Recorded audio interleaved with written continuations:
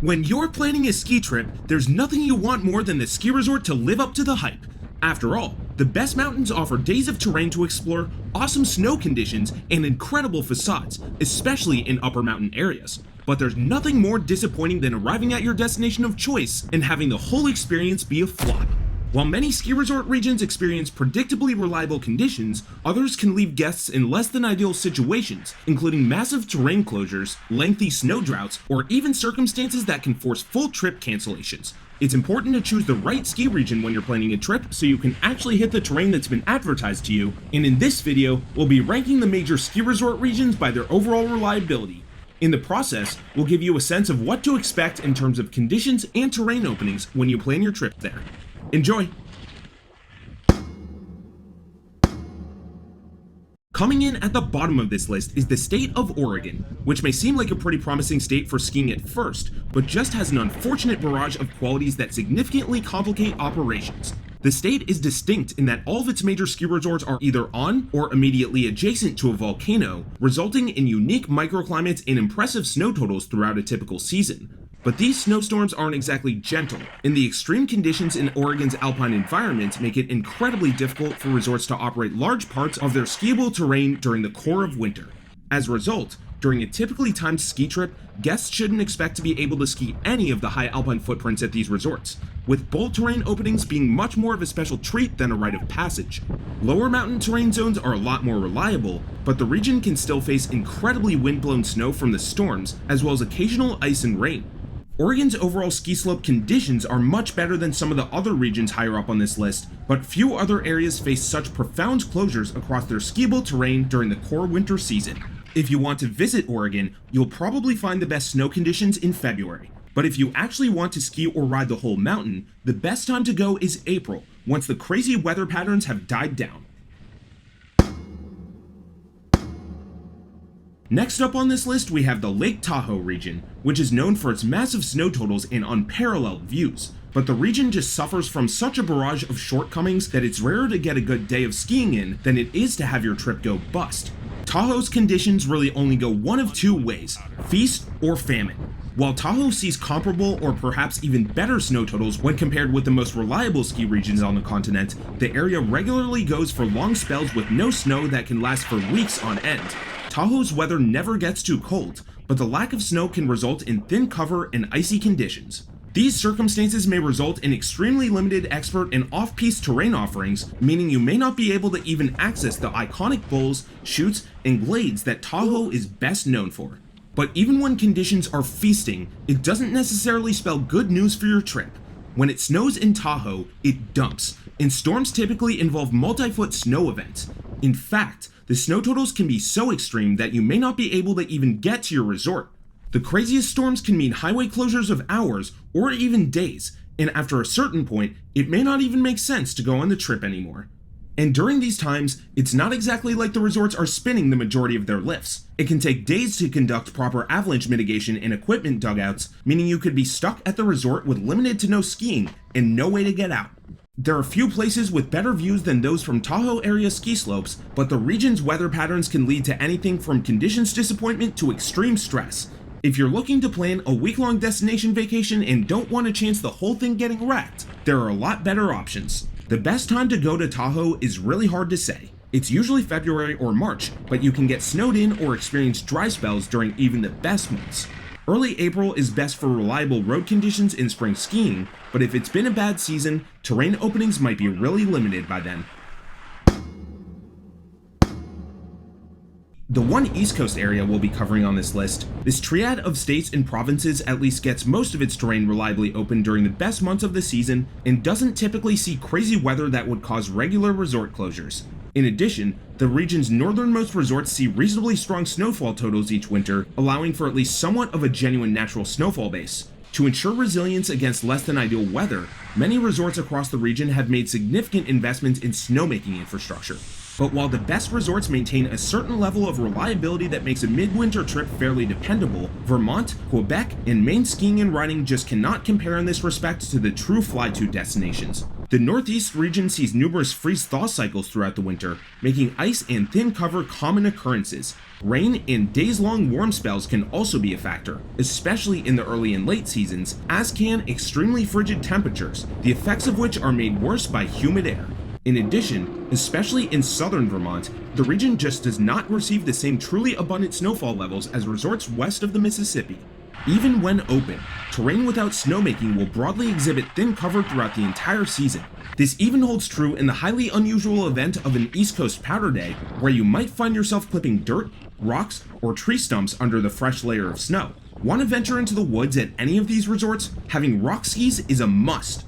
So Vermont, Maine, and Quebec are really the most dependable places to ski or ride in the Northeast, especially when it comes to the large resorts with built-out snowmaking infrastructure. But if you don't want to stick to the groomers, you'll pretty much always be facing variable or thin cover conditions, and even if you do stick to the groomers, freeze-thaw cycles and icy conditions can make regular appearances. For the best conditions and most reliable terrain openings, the best time to go is February.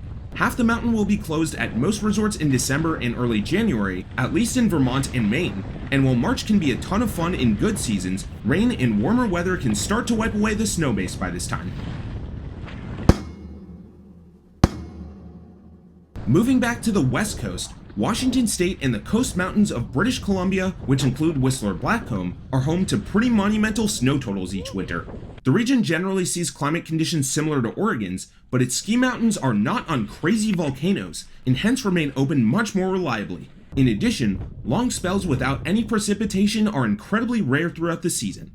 But the region does have a huge catch, and that's wet, temperate conditions. There is a ton of moisture in the air at these resorts, making for wet, heavy snow, and thick fog, especially at the Washington resorts. As a result, while the mountain might be fully open, you may not be able to see much of it. And even if you get there on a powder day, the conditions may make for snow that's more arduous than fun. Temperatures hover just around or below the freezing mark, meaning that especially in lower elevations, accumulation can come down as rain. With regular freeze-thaw cycles, if you go off-piste, you might find conditions ranging from ice to slush to unwelcome chunks of both. Higher elevation areas, especially at mountains like Whistler Blackcomb, are less susceptible to these conditions, but they can still happen. The best month to go to this region is February, which offers the most consistently cold and snowy conditions. Going earlier or later than that just increases your chances of a rain spell. Moving just a bit east of the Cascades, the quartet of southern interior British Columbia, eastern Washington, northern Idaho, and northern Montana all share quite similar climates to one another. These areas tend to be drier than the Pacific Northwest, but they do fall victim to some of the same weaknesses brought about by West Coast influenced weather. On the plus side, this area tends to offer reliable snow throughout the winter. Resorts see strong early season accumulation, meaning they can be great bets for earlier in the season, such as late December or early January. Unlike many other regions that take significantly longer, resorts in this region often have 100% of their terrain open by this time. However, most of the resorts in the Canadian Kootenays and inland Northwest sit at pretty low elevations compared to the Rockies, and they see somewhat heavier snow than resorts in that region. And while this snow is still light enough to be much more enjoyable than that of western Washington, fog is an extremely common occurrence at every resort in this region, with visibility being just as much of an issue as the Washington State mountains. If you want a resort you can actually see, other regions will probably be better. In part due to the moderately low elevation, rain isn't out of the question at some of these mountains. Rain spells can occur once or twice a year at some mountains, but much more regularly at others. And even though most of these resorts succeed in fully opening within the first few weeks of the course season, mid-season closures, especially on expert slopes, aren't out of the ordinary. If you do want to visit this region, the best time to go for overall conditions is probably late February. But if you want to go for the best conditions relative to other North American areas, January is probably your best bet. The first major Rockies region on this list, southern Colorado is home to high alpine resorts that boast some of the most incredible snow retention on the continent. The region's dry climate makes for light, enjoyable accumulation, and by the time a resort amasses enough of a base, it's typically able to keep all its major terrain zones reliably open. But it can take a while for this base to accumulate because southern Colorado's Achilles heel is its lack of natural snowfall. There's a lot to like about the snow quality at resorts like Telluride, Purgatory, and Crested Butte, but in typical seasons, the rock quantity falls short of other Rockies destinations. Snowmaking operations help maintain a base level of resiliency, but terrain openings can be quite scant if you plan a trip earlier in the season. While this region hosts some incredible expert slopes, this type of terrain faces especially fickle openings, and the toughest runs may only open a handful of days each season, if at all. Southern Colorado is reasonably dependable if you go later in the season, but you're setting yourself up for disappointment if you're expecting multiple powder days or a fully open footprint within the first few months of the season. If you want to visit Southern Colorado, go in March after the resorts have had a few months to build up a base. If you're watching this video, you're probably concerned about the hassle of planning your next ski trip and all the things that could go wrong, but you don't have to be. Enter Peak Rankings Trips. We can plan every aspect of your trip, be it the resort, lodging, and even the best time for you to go. To book a consultation, click the link in the description below. Now, back to the video. Next up on this list, we have our first major Utah region, the non-Cottonwood ski resorts just outside Salt Lake City. These Wasatch Range mountains feature easy access, with rare access road closures, and they offer strong, reliable terrain openings each winter. Utah's unique climate environment makes for exceptionally dry conditions and strong snowfall totals, allowing for consistent and enjoyable slopes during the main part of the winter season.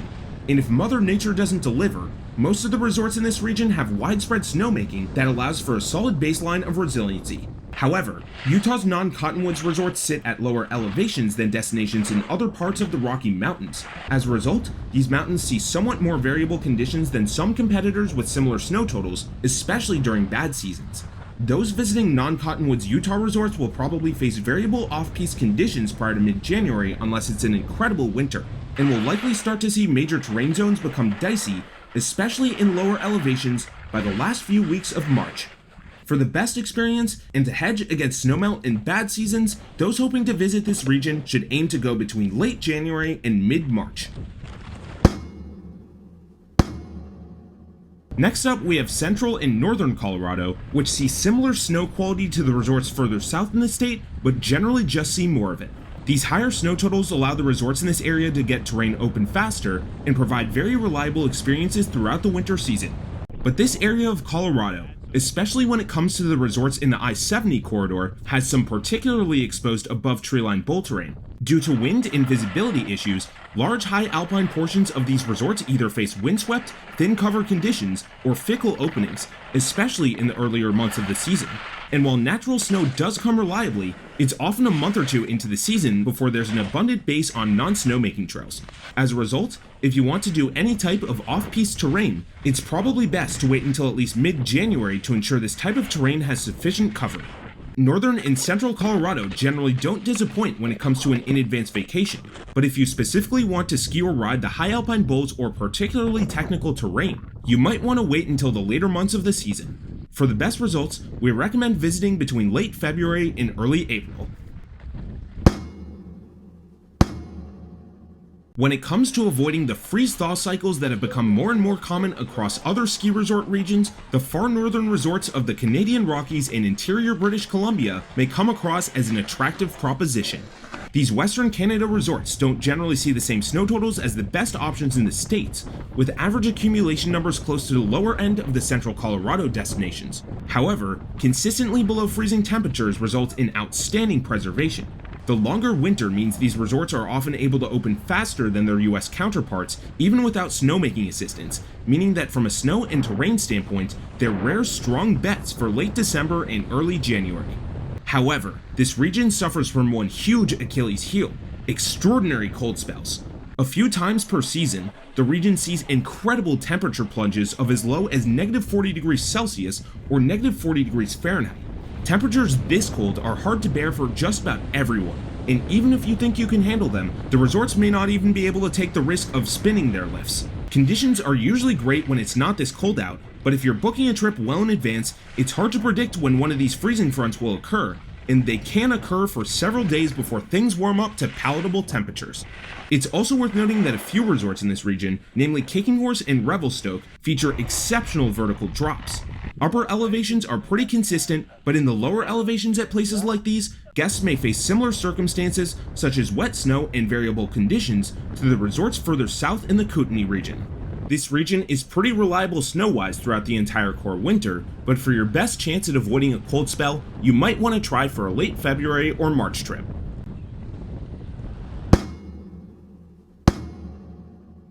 Wyoming and Montana sit just below the Canadian Rockies we just discussed, and they benefit from the same consistently below freezing temperatures and reasonably dry climate conditions. While these states are south of Canada, they stand out with one notable trait: much better resistance to extreme cold spells. In addition, the resorts in both states, especially those in the Teton and Madison ranges, tend to see higher snowfall totals than their Canadian counterparts, making for more reliable terrain and less packed snow conditions. However, this northern Rockies region is not impervious to downsides. Snowdroughts can occur even at the best mountains, and the most extreme terrain at resorts in these states can take a while to open. In addition, some of these resorts involve unfavorable terrain aspects, which make for crusty conditions after a few sunny days with no snow. As a result, late season ops can be a bit of a gamble and might be better elsewhere on the continent. But for most visitors, Wyoming and southern Montana are tough to beat for consistent, very good conditions no matter what time of season you go. The best time to visit is February, but you'll probably still have a good time if you go as early as the week after Christmas or as late as mid-March. In fact, we'd only say there's one other North American destination ski region that's more reliable than this one.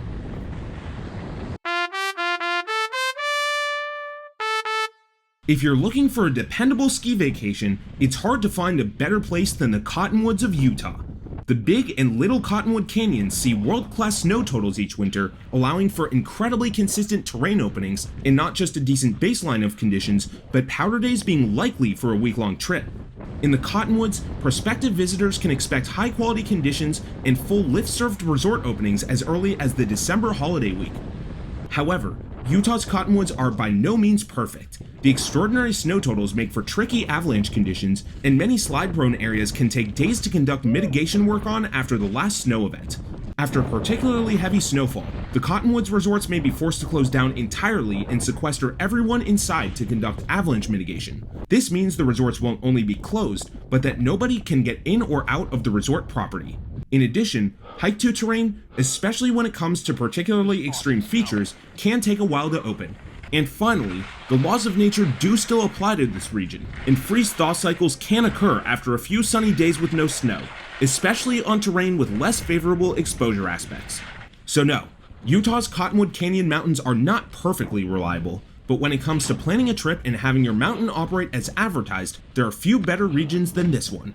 You can pretty much have a good vacation anytime between late December and early April, but for the best conditions and hike-to terrain openings, try for late February or March. And finally, there are a few destination mountains that are in such remote places and distinct climates that it's hard to group them as part of a general region. In that vein, we wanted to touch on where each of these mountains would fall should we include them on this list. Let's start with Mammoth. And while 3 hours south of Tahoe, Mammoth is actually a substantially more reliable mountain than its California counterparts. Dry spells do sometimes occur, but the resort's much higher elevation and colder temperatures allow for lighter, drier snow and much better preservation. However, Mammoth is not closure-proof, and upper mountain areas are quite prone to weather and wind holds.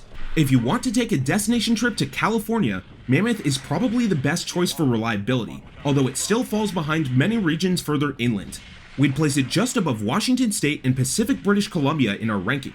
If you want to go to Mammoth, the best time is probably February or March, but the resort does offer some incredible spring skiing as well.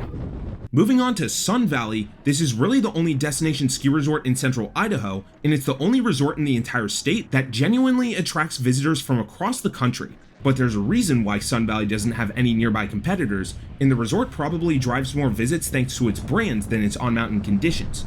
Sun Valley is by no means unreliable, and it receives high-quality snow, but the resort just does not see the same quantity of accumulation as Rockies destinations in the states east of it.